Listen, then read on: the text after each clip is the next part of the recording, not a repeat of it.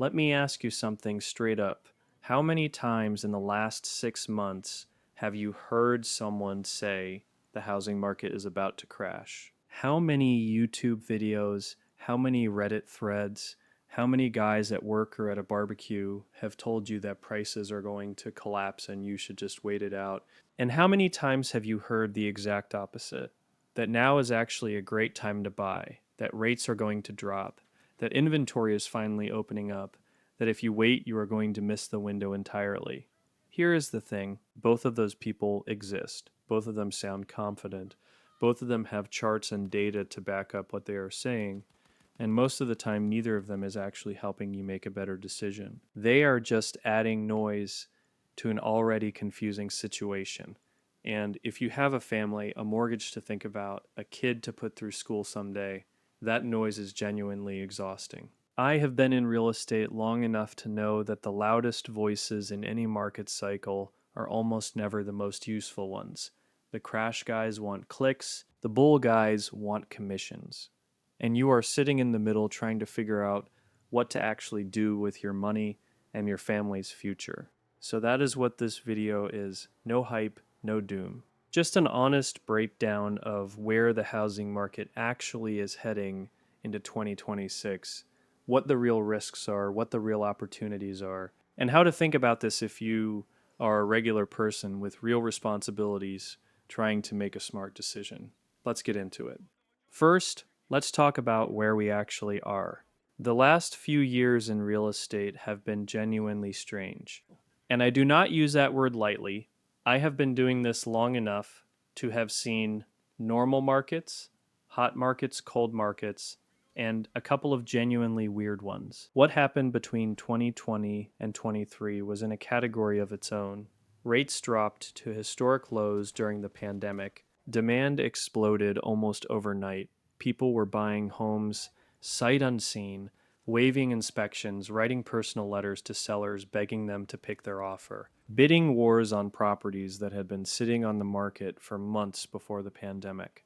Prices went up in markets that had been completely flat for years. Towns nobody had ever heard of suddenly became hot because remote workers could live anywhere, and they all decided to live there at the same time. It was a frenzy, and like all frenzies, it eventually had to slow down. Then rates went up fast. The Fed moved aggressively to fight inflation, and mortgage rates went from the low threes to over 7% in a relatively short window, one of the fastest rate increases in modern history. And what happened to the market was interesting, and this is the part that confused a lot of people, including a lot of people who follow this stuff professionally. Prices did not crash, not nationally, not in most major markets. They softened in some places. They corrected meaningfully in a few markets that had gotten truly out of hand, parts of Phoenix, Boise, some of the pandemic boomtowns. But the broad collapse that a lot of people were predicting, and honestly some were hoping for, simply did not happen. Why? Because of something called the lock-in effect. Millions of homeowners had bought or refinanced at 2 and 3% rates during the pandemic. They were not going to sell their homes and take on a 7% mortgage somewhere else. So inventory stayed historically low. And when supply stays low, prices stay elevated even when demand cools off significantly. It is basic economics, but it caught a lot of smart people off guard because we had not seen a rate environment quite like this one before. So heading into 2026, you have a market that is still expensive by almost any historical standard, with rates that are still elevated compared to what people got used to during the pandemic era, and an inventory situation that is slowly improving, but nowhere near what you would call a buyer's market in most of the country. The lock-in effect is still very much in play, and that shapes everything else. That is the baseline. That is where we are starting from. Now let's talk about what could actually happen in 2026. I want to be clear about something before I go any further. Anyone who tells you they know exactly what the housing market is going to do in the next 12 months is either lying to you or lying to themselves. I have watched people who do this for a living, people with economics degrees and Bloomberg terminals and years of data, get this badly wrong repeatedly. This is a complex system with a lot of moving parts and genuine uncertainty. baked into almost every variable. What I can do is walk you through the most likely scenarios and what they would mean for you practically, not as predictions, as a framework for thinking. Scenario 1: rates come down meaningfully. This is what a lot of buyers are waiting for. If the Fed continues to ease and mortgage rates drop back into the fives or even the high fours, you would expect demand to increase significantly. A lot of people who have been sitting on the sidelines waiting for rates to drop would enter the market at roughly the same time. Here is the problem with waiting for this. If rates drop and you are waiting to buy, so is everyone else. Every person who has been holding off for the same reason you have been holding off is now in the market simultaneously. The same limited inventory that exists today gets hit with a wave of new demand. Prices go up, you might get a better rate, but you are paying more for the house. In a lot of scenarios, you end up roughly in the same place financially, sometimes worse depending on how much prices move in your specific market. The people who actually win in a rate drop scenario are the ones who already own. They get to refinance into the lower rate while their equity has been quietly building the whole time they owned. This is one of the most underrated arguments for buying sooner rather than waiting for the perfect rate environment. The people who bought at 7% and refinanced at 5 are in a very different position than the people who waited for 5% and bought into a more competitive market. Scenario 2: rates stay elevated, market stays sticky. This is honestly the most likely scenario in my view based on what I am seeing and what the data is showing. Rates do not drop dramatically. Maybe we see modest improvement. Maybe we stay roughly where we are. Inventory improves slowly as more sellers finally accept the new normal. Prices stay relatively flat in most markets with modest appreciation in high demand areas where job growth is strong. The market is frustrating but functional, and this is actually not as bad for buyers as it sounds. You are paying a higher rate, yes, but you have more negotiating room than you did 2 or 3 years ago. Sellers are not getting 10 offers over asking price anymore. In a lot of markets right now, you can negotiate on price, on closing costs, on repairs, on timeline. The power dynamic has shifted enough that a patient and prepared buyer with solid financing can actually do reasonably well if they are disciplined about what they are willing to pay. Scenario 3: something breaks. Recession, meaningful job losses, some external shock that forces a wave of distressed selling. This is the crash scenario. And yes, it is possible. Economies do not grow forever, recessions happen. If unemployment rises significantly and people cannot make their mortgage payments, you will start to see more inventory hit the market at lower prices. But here is what I want you to understand about a crash scenario. Even in 2008, which was a genuine housing crisis and the worst in modern American history, the crash was concentrated in specific markets and specific types of properties.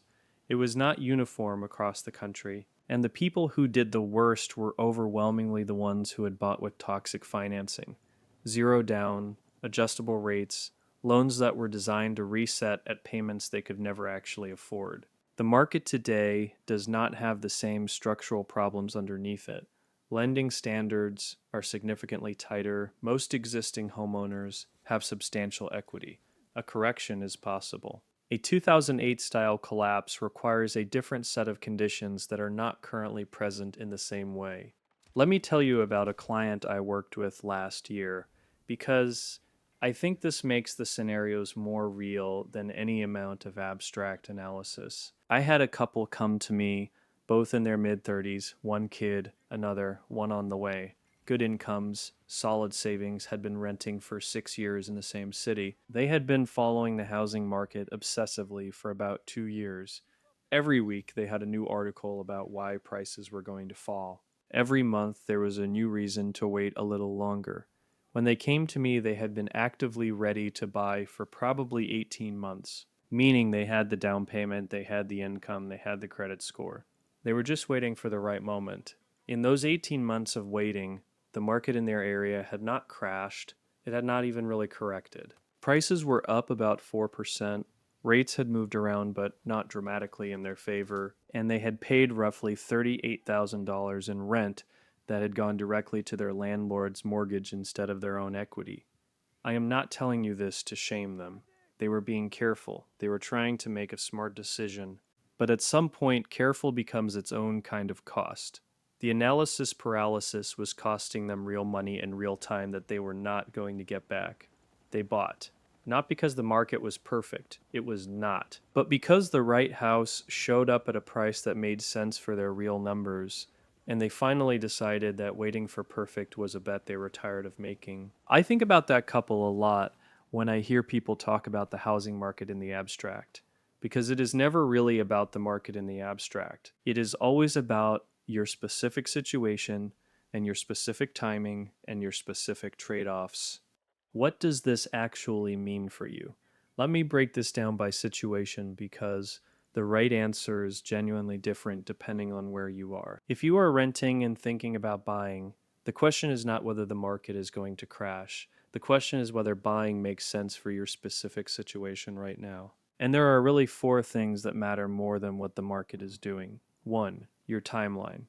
Are you genuinely confident you are staying in the same area for at least 5 years, ideally longer? If yes, buying starts to make mathematical sense even in a tough rate environment because you have enough time to build equity and recoup transaction costs. If you are not sure, renting gives you flexibility that has real financial value, and pretending otherwise is a mistake. 2. Your down payment and your emergency fund separately. Do you have enough to put down without draining your cash reserves completely? This is where a lot of people get into trouble. They scrape together the down payment, they close on the house, and then 3 months later the water heater fails and they have no cushion. Buying a home and then having no cash buffer for the inevitable repairs and life events that come with ownership is one of the most reliable ways to end up in financial stress. The down payment is not the only number you need to have right. 3. The actual monthly cost, not just the mortgage payment, which is the number lenders and listing agents love to talk about. The real number includes property taxes, homeowners insurance, maintenance budget, and HOA fees if applicable. A rough rule of thumb is to budget 1 to 2% of the home's value annually for maintenance alone. On a $400,000 house, that is $4,000 to $8,000 a year on top of everything else. Run the real full number. If it is pushing more than 30% of your take home pay, you are in territory where one bad month can hurt you. Above 40%, and you are taking on meaningful financial risk regardless of what the market does. 4. Your income stability and trajectory. Is your job genuinely secure? Is your income likely to grow over the next few years?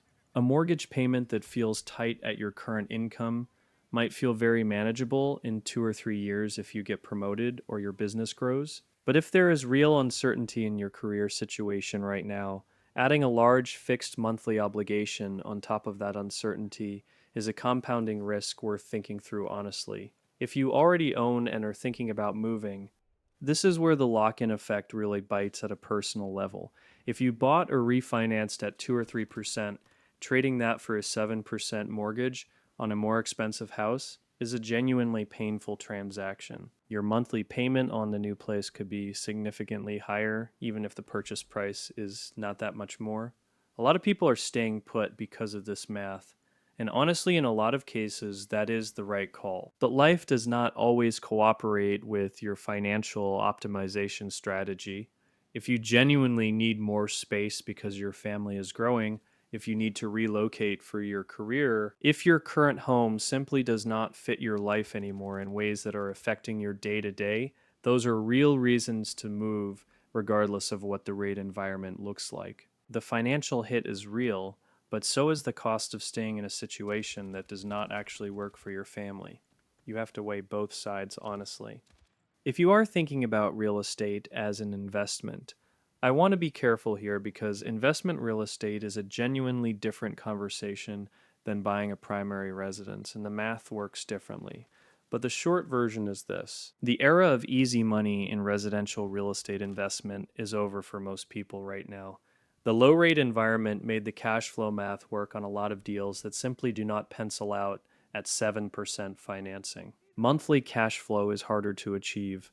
Appreciation is less certain and less dramatic. If you are seriously thinking about getting into rental properties in 2026, You need to run very conservative underwriting and make sure the deal works at current rates, not at some projected future rate that may or may not materialize. That does not mean there are no opportunities in investment real estate. There are always opportunities if you are disciplined and patient and willing to look hard enough. But the days of buying almost anything and watching it appreciate dramatically are behind us for now. The margin for error is thinner, and the analysis has to be more rigorous. What I am actually seeing on the ground. In most markets, I am seeing a meaningful split developing.